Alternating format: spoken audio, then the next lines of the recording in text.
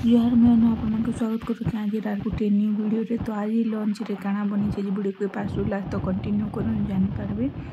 तो चलो फिर वीडियो को स्टार्ट करना। तो यहाँ देखूँ पुटल के बल से दुई दुआ कर काटी कर रखी है। तापर इे कढ़ी गरम होगा से तेल देदेली।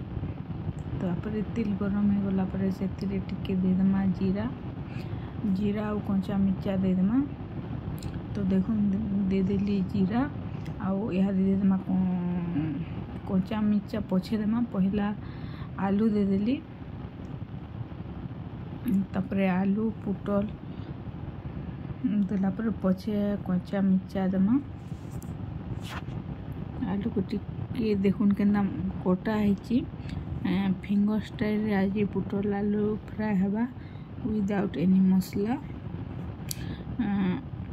बोटा मसला दिया नहीं हुए कि अदा लहसुन छेचा भी नहीं पड़े, खाली नून आउ हल्दी रे आज बनामा।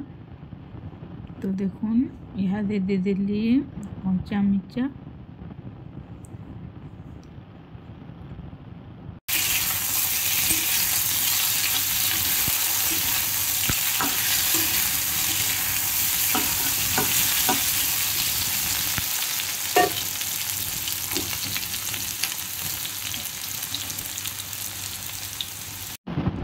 आलू के टिके फ्राए कलापर यहाँ दे देली पुटल।